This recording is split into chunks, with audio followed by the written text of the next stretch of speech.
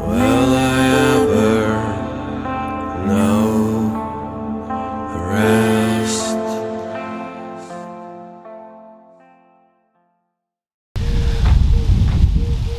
Hola peoples, so I'm finally back to YouTube after several months. A bit has happened since the last time I posted, which was the progress on the 27 Model T. Still working on it. It's changed a lot since the last video I made. Honestly, I can't even remember what I was doing on it, but it's a lot further along than what it was or what it used to be. It's basically almost ready to get turned into a roller. I've just been waiting a couple weeks now because I'm trying to secure more sponsors and everything for the build, but I'm also waiting on my push rods. So I have to make my own push rods, so I got to get my own heim joints, two bungs, the tubing itself, which is a special tubing. Only certain people manufacture it, so it's mild steel, or it's alloy steel tubing, but it's 1 inch round and it's got a 1/4 inch wall, so it's just like a very weird size. So it fits a little 1/2 inch bung with a 3/8 diameter hole and everything in it. So I'm trying to make them really strong but also really compact. The old push rods I had were too big and too bulky. They worked, obviously they were strong, but I just want these ones to be a little bit smaller and just to look more appealing to myself, I guess I could say. So yeah, I've been waiting on that, so I can't turn it into a roller just yet. I gotta buy all that stuff, and it's quite a bit of money for, each corner, because I can't just, do the front and back. I gotta do each corner, and then I gotta make them all the same, yada yada yada. You get the idea.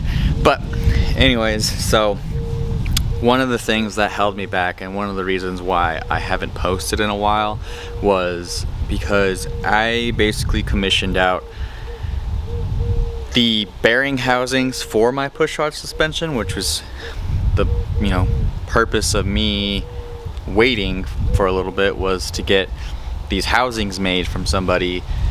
Long story short, it took 6 months to make them.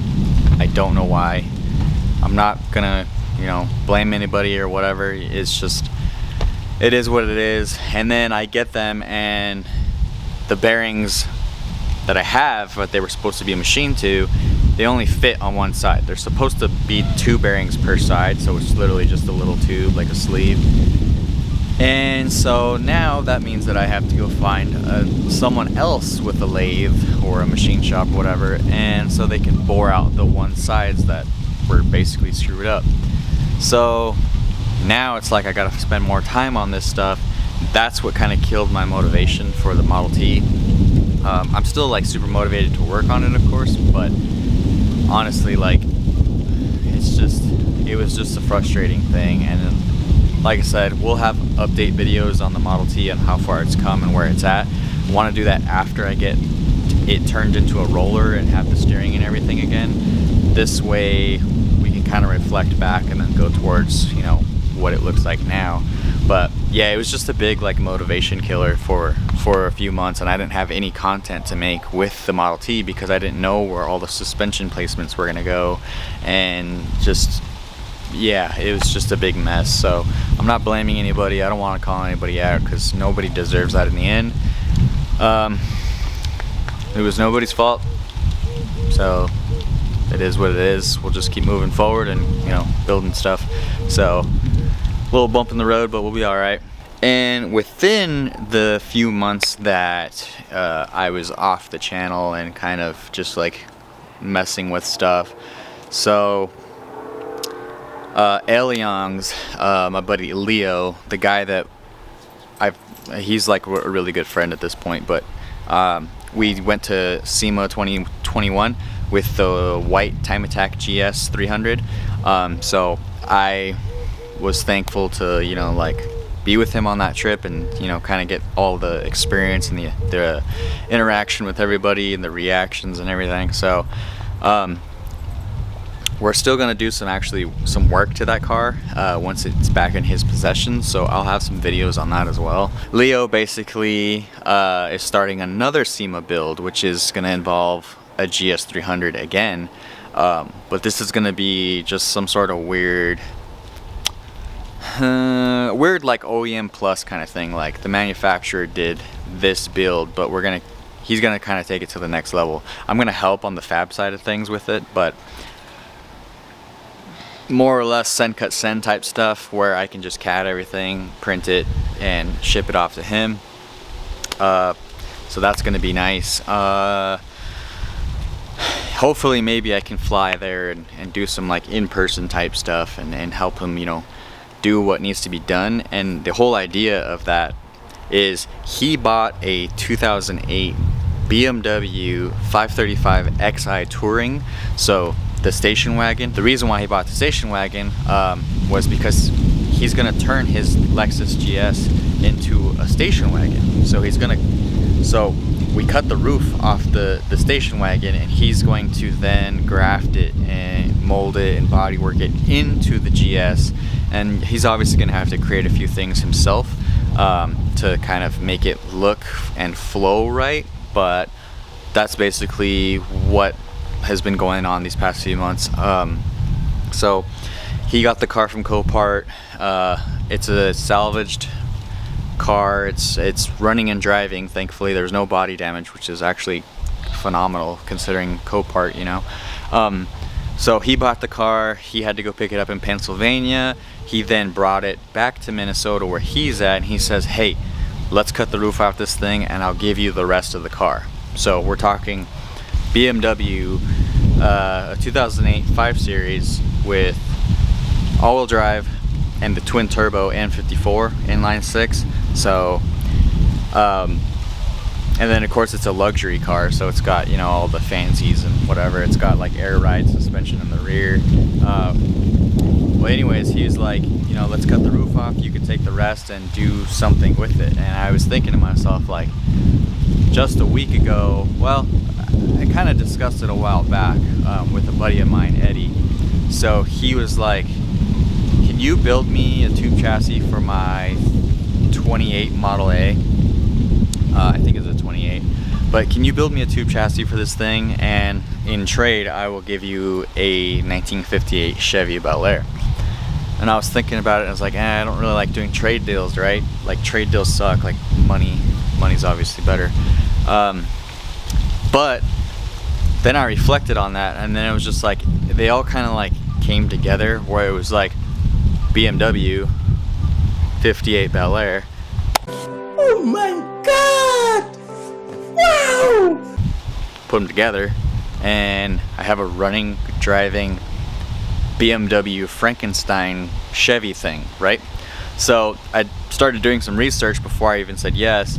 I researched the wheelbase, I researched the track width, the weights, everything like that. It's mainly just like the proportions that you actually need for this thing to fit on the car. The 58 Bel Air is actually longer in wheelbase by 3 inches. The BMW has a wider track width than the Bel Air, which is cool because I'll throw up the render that I'm trying to like do, and I know this is like a whole mess of information or whatever, but this is just like what's been going on. So the 58 Bel Air is skinnier track width wise than the BMW, and so this means that I can push the wheels out more, which gives it that like stock car look, NASCAR look, or do a wide body because I could just put some wheels on it and they're already poked out of the body itself. And we'll kind of get into that a little bit later, of like, you know, what I'm planning to do and what I have done thus far since then, because obviously this is like present tense type video.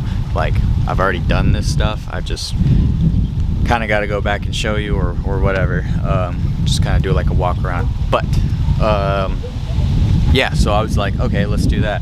So had to drive up to Minnesota, help him cut the BMW, which there'll be a video on that, and then I brought it back down here to New Mexico. And I have since been cutting up the car and just taking it apart, like piece by piece, so it's been taking a little bit of time just because I'm stripping the BMW down to bare nothing, just like enough to where it's not going to twist at the stage it's at, but where I can start adding some bracing back in, which will bring in a lot of weight, but it'll still be a lot lighter than what it was. So that happened, and then I got the Bel Air body. We kind of made the deal or whatever. I haven't worked on his chassis yet because he said, you know, come winter time we'll do it, and I was like, okay, I can get a lot done before then. So got the Bel Air, pulled it off the trailer. I didn't film any of it just because we were so focused and like just ready in the zone to get this thing on and off the trailer that I didn't really film anything, which, you know, it is what it is. It's just transporting a body, nothing too crazy. But I already cut the Bel Air body up.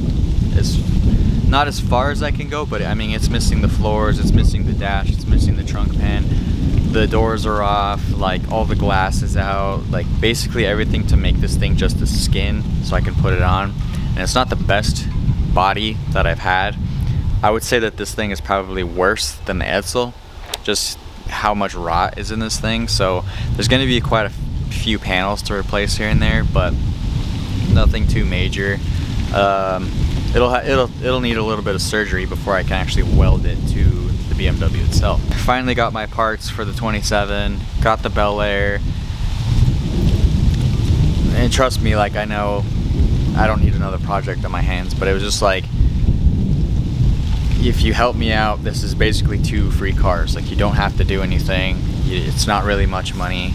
So all in all, it was like $500-600 to get out to Maryland or Minnesota and get the BMW. So, you know, like $600 in on the BMW, which I still have to spend a little bit more money on it to kind of get it where it needs to be, but it runs and drives. I'll show some stuff here and there as we, you know, progress with it. Our family dog passed away. If you remember the old videos, if you saw Ditzy running around, she was the black healer, or like Australian healer, Australian cattle dog. So she passed away, so that was like a big hit for everyone. So yeah, it was just a big mess. That happened, and then I built a shade structure where the 27, where I was working on it, because it got so hot, and it's in the hundreds here in New Mexico, so it got so hot that like a while back I kind of got like a minor heat stroke or whatever, so I was just getting sick and dizzy. So I figured there's just like tiny little projects in between the big projects, and you know, I know that's just like how it goes with everything, but yeah, there's just been a whole mess of things. I didn't really want this video to be too long, so this was mainly just like, here you go, this is what happened. Moving forward, I'm gonna have progress on the BMW Bel Air thing. I'm gonna have progress on the 27. The Edsel is on hold for now because I have already gotten sponsors for the BMW Bel Air, and people want to be on board with this thing because they like the idea of it, because I do have a little rendering that I did. So I've got sponsors for that car, and I've got sponsors for the 27. So now the idea is to just fulfill basically my promise to the companies that are helping me out, so that I can continue these relationships with them before I actually jump on like the Edsel or whatever, because then I'm going to be jumping around, there's going to be parts going everywhere, and that's just a lot of money. So I'm trying to get the 27 done, obviously, SEMA stuff, SEMA goals, whatever, get it done, get it rolling, get it running and driving, do the whole thing, and just further that car and hopefully start to get it to a point where it needs to be. And then the BMW Bel Air, the only thing I really need to do is just some minor fabrication to the body and to the BMW chassis itself. So yeah, I'll catch you guys hopefully in the next one. Appreciate you guys, everybody always wanting like content and all that stuff, so, and asking me about it. So peace, love, and chicken grease. I will see you hopefully next time. Okay, bye.